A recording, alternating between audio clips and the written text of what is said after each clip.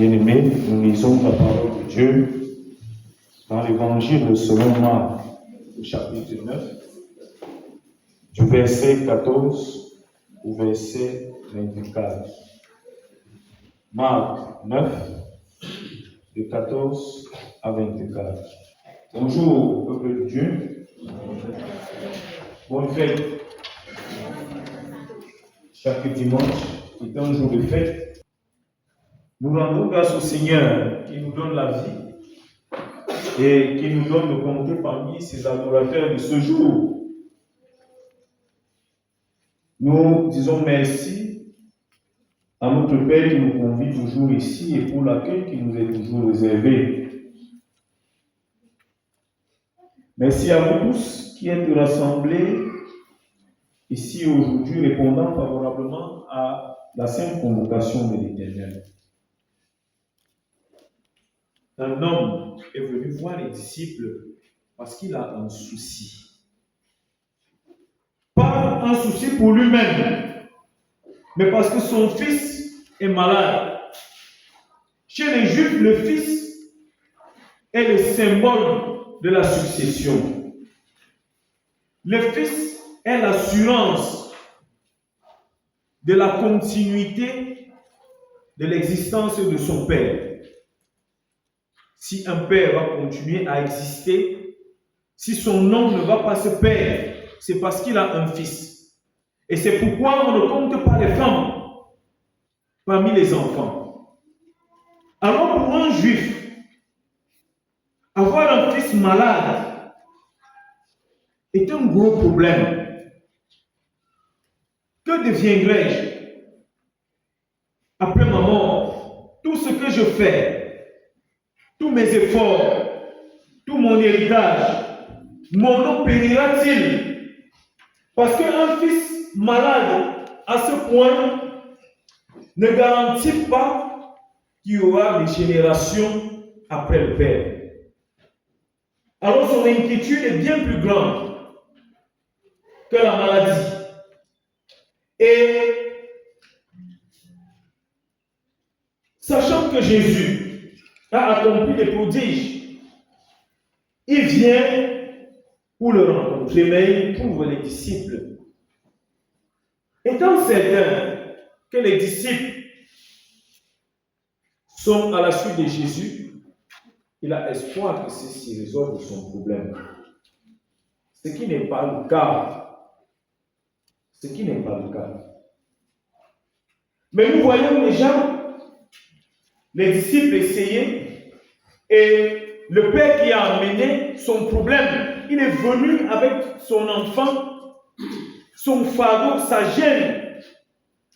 Il a porté son stress pour l'amener auprès de Jésus. Parce qu'il dit, je l'ai amené vers toi. Et les disciples qui essayent comme ils peuvent, mais sans trouver de solution. Jésus, quand il arrive, découvre donc dans une discussion qui peut sembler être une dispute. Et il est indigné de l'incrédulité, de l'incapacité des disciples qui est certainement due à leur incrédulité. Et pendant qu'il s'entretient avec le Père lui tient dans le propos qui va encore le surprendre. Mais si tu peux quelque chose, viens à notre secours et compassion de nous. Et Jésus lui répond, si tu peux, tout est possible à celui qui croit. À partir de ce passage, cette portion de texte, je vous invite à retenir pour thème de prédication. Si je crois, alors je pourrai. Si je crois, alors si tu crois, alors tu pourras. Dis un peu à toi-même, si je crois, je pourrai. Si je crois, je pourrai. Il faut que nous puissions nous approprier cette parole. Que cela soit une conviction absolue dans notre être qui marque tous les aspects de notre existence et qui motive chacune de nos paroles, de nos pensées et de nos actes chaque jour et à chaque instant. Quelles que soient les situations, quels que soient les obstacles, les difficultés, quel que soit à quel point tu puisses être éprouvé, dis-toi, si je crois, alors je pourrai. Bien-aimé, notre quotidien est marqué par de nombreuses difficultés, de nombreuses inquiétudes. Nous sommes accablés et affligés. Et très souvent, nous avons du mal à reconnaître même ce que Dieu fait déjà pour nous. Parce que nos yeux sont remplis de larmes, nos cœurs sont remplis d'inquiétudes et de chagrin. Combien de jours nous passons à verser des larmes dans le secret à cause des peines que nous ne pouvons exprimer, des difficultés, des faiblesses que nous ne pouvons pas avouer, des besoins, des envies que nous ne pouvons pas oser exprimer, des échecs que nous sommes incapables de reconnaître et d'assumer. Nos vies sont remplies de chagrin, malgré l'expression et la manifestation constante de la bienveillance de Dieu. Pour ce qui nous manque, nous nous lamentons. Nous sommes dans ce chagrin parce que nous voyons nos objectifs loin à l'horizon. Nos projets, nous les voyons loin au sommet. Et comme si nous étions encore au bas de la colline et de la montagne. Nous avons l'impression que nous sommes incapables d'y parvenir.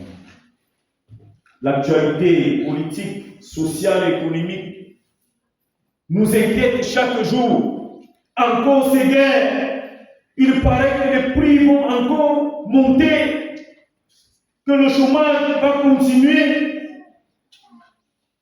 Ces informations qui nous découragent chaque jour. Si tu n'es pas dans une secte, ça ne sert à rien de faire les normes.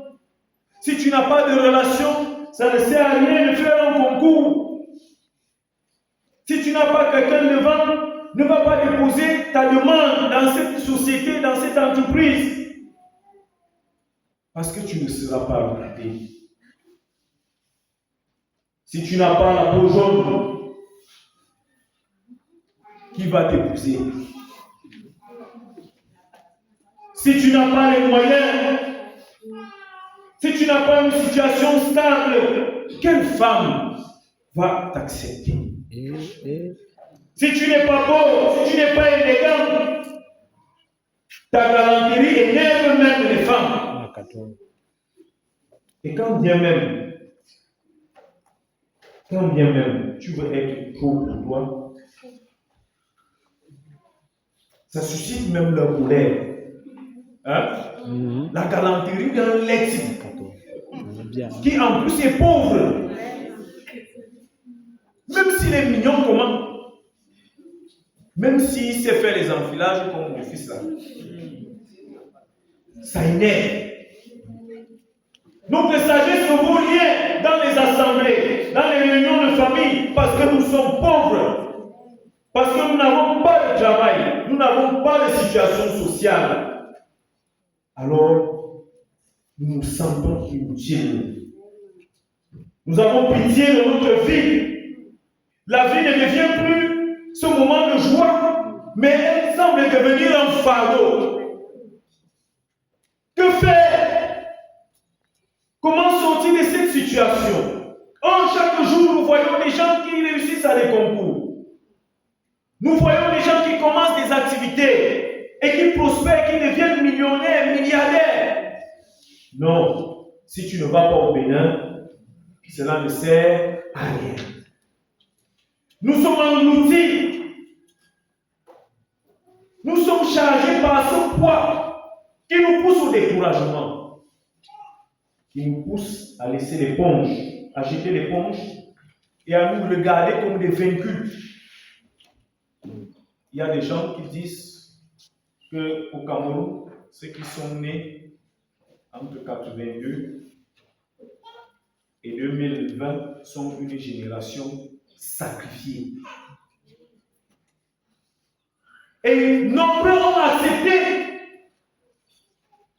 Ils ont pris ça pour une vérité absolue. Or, pendant ce temps, nous voyons des personnes qui s'en sortent. Il y a des jeunes entrepreneurs qui deviennent milliardaires, qui deviennent populaires au niveau national, au niveau continental, au niveau mondial. Nous avons des talents auxquels nous ne croyons pas, parce que nous avons peur du regard des gens. Quand je vais chanter avec des autres qui savent chanter là, on va me regarder comment. Hein? Il y a des amours qui meurent étouffés dans le cœur. On ne peut les exprimer. Quand tu regardes la fille, tu te regardes encore, tu dis, en fait, ça ne va pas marcher. Hein? Ah non, ça ne va pas donner. Parce que quand tu te regardes, tu vois comment péché aujourd'hui, tu dis, oh Seigneur, c'est seulement pour les riches. Je vais payer sa perruque avec quoi? Son lait de toilette, je vais trouver ça où? Est-ce l'argent de mon père que je vais voler? Nous-mêmes, nous ne mangeons pas 2 fois par jour ici à la maison. Quand elle va arriver chez nous, elle va nous regarder comment? Bien-aimés, les inquiétudes sont multiples, multiformes, à tous les niveaux de notre vie. Pour les gens qui ils ont du mal à croire qu'ils peuvent avoir plus. Pour ceux qui n'ont pas, ils se disent qu'ils ne pourront même jamais avoir. Chacun vit dans l'inquiétude absolue.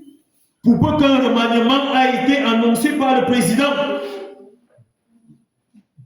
j'ai lu quelque part qu'il y a descend les remèdes. Personne ne croit à sa compétence. Personne ne croit à ses capacités. Personne ne croit en lui-même. Et surtout, personne ne croit en Dieu. Et alors, celui qui parle devant Jésus, dans son désarroi absolu, parce que le fils qui doit lui assurer la descendance et qui doit assurer la continuité de sa lignée, est malade. Il est possédé, il est que lui tombe partout. Quelle femme va l'épouser? Et s'il tombe même d'abord comme ça, est-ce qu'il pourra faire un enfant? Hein? Même si la femme accepte même sa manière de tomber là, hein? Est-ce qu'il pourra faire un enfant? Et s'il arrive à faire un enfant, si cet enfant est aussi possédé comme lui, qu'est-ce que ça va donner? Ce père est foutu dans son être. Il se sent inutile parce qu'il a l'impression qu'après sa mort, c'est fini. Il n'est pas tombé dans l'alcool. Il n'est pas tombé dans la dépression. Il n'est pas tombé dans les formes d'addiction qui nous emportent lorsque nous sommes affligés et que nous nous sentons en difficulté. Il a cru et il a couru vers Jésus pour lui présenter son problème. Cet enfant porte ses difficultés depuis toujours. Et il a entendu que Jésus était là. Il a saisi l'opportunité. Malgré cela, il y a une petite expression de doute en lui. Et Jésus lui dit, si tu peux, tout est possible à celui qui croit. Mon frère, ma soeur,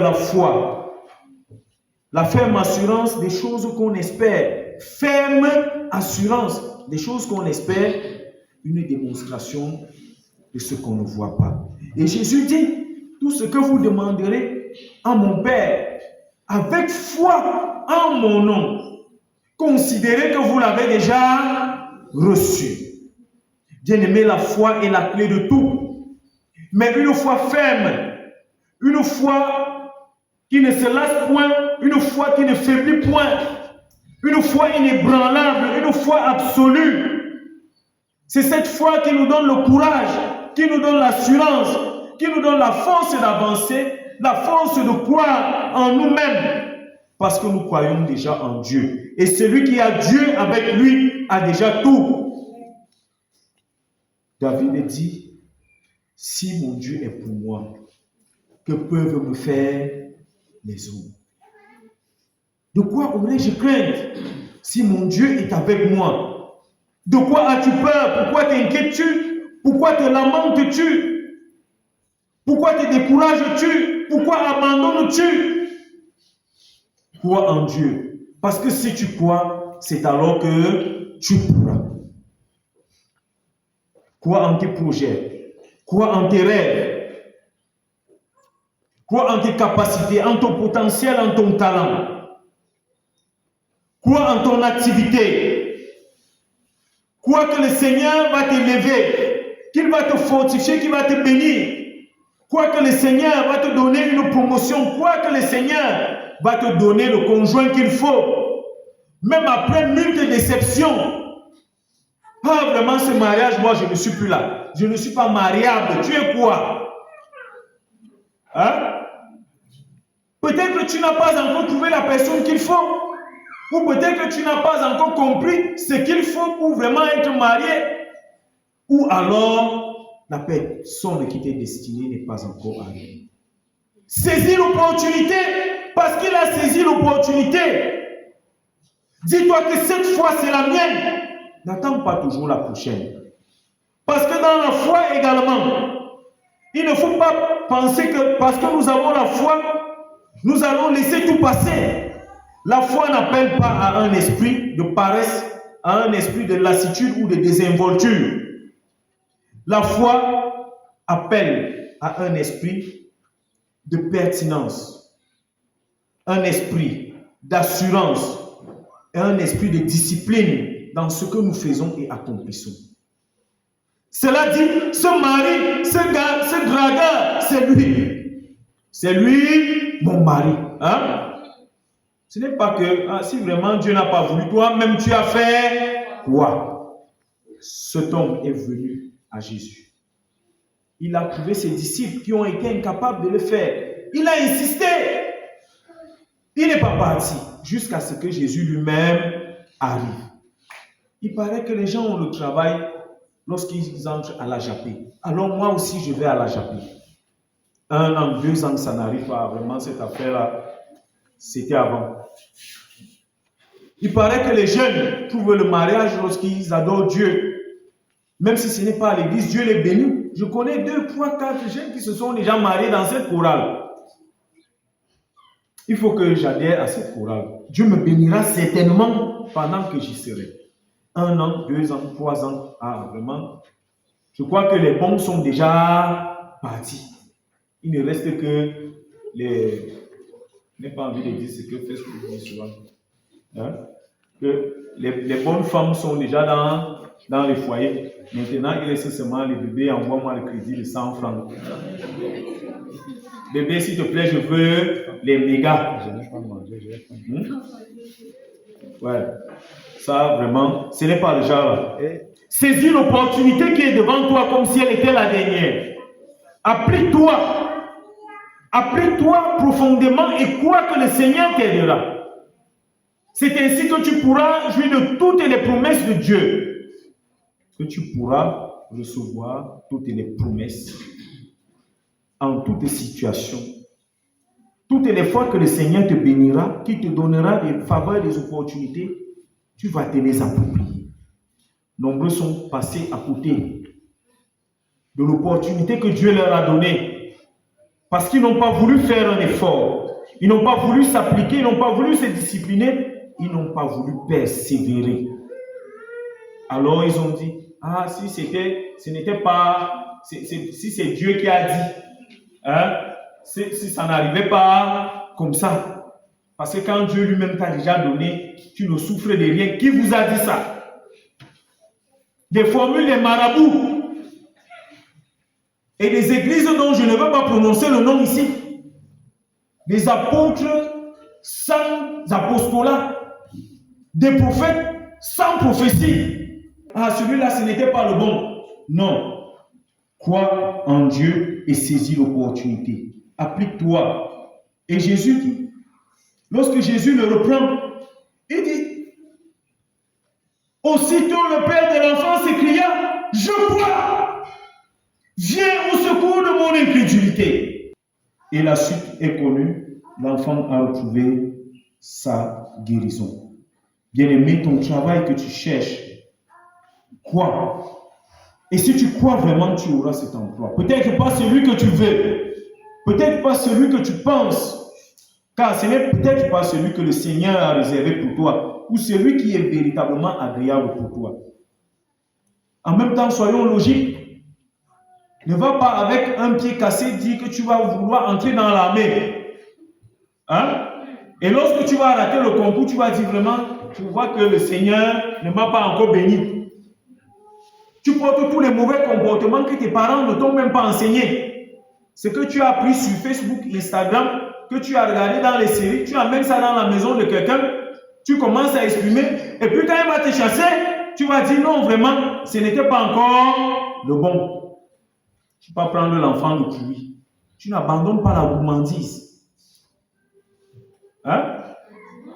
Le porc qui pique le lion fini.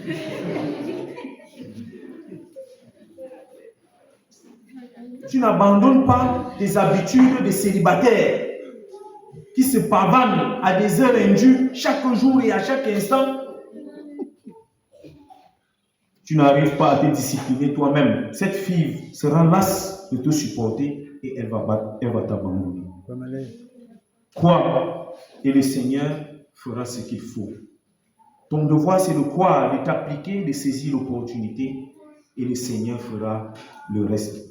Alors ne t'inquiète plus, n'aie plus peur, quelle que soit l'adversité, quels que soient les combats, quelles que soient les jalousies, les haines et les aigreurs. Crois et le Seigneur te permettra de braver et de vaincre. Quelle que soit la situation dans laquelle tu te trouves, si tu as la foi, une foi ferme, le Seigneur peut la changer, il peut te relever. Quelle que soit ta chute, le Seigneur te prendra entre ses mains et il te relèvera et il t'élèvera. Quelle que soit ta situation misérable, quel que soit ton niveau d'indigence, ne prends pas cette situation comme une situation définitive, car si tu crois fermement, le Seigneur te bénira abondamment. Bien-aimé, le Seigneur nous demande une seule chose, c'est de croire. Avoir une foi ferme, car croire ne signifie pas savoir que Dieu existe, mais d'intégrer, l'accepter, de prendre pour vérité toutes ses promesses, toute sa puissance, tout ce dont il est capable, toute sa révélation. Si je crois, c'est alors que je pourrai. Si tu crois, tu pourras. Que celui qui a les oreilles pour entendre, entende. Amen.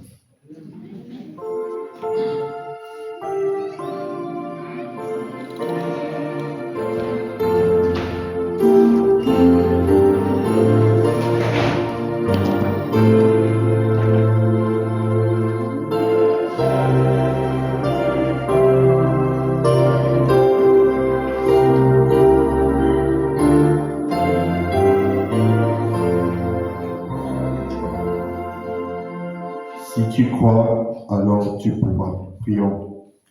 Père éternel, notre Dieu, nous te rendons grâce pour ta présence au milieu de nous. Merci pour ta parole que nous venons d'écouter à travers ton serviteur. Que cette sémence divine trouve une bonne terre dans nos cœurs et produise des fruits abondants pour ta gloire.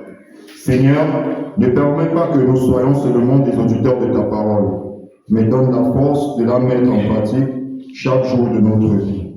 Nous te recommandons ton serviteur que tu as utilisé aujourd'hui, renouvelle ses forces, accorde-lui davantage sagesse d'onction et de grâce dans l'accomplissement de son ministère. Au nom puissant de Jésus-Christ, nous t'avons prié. Amen. No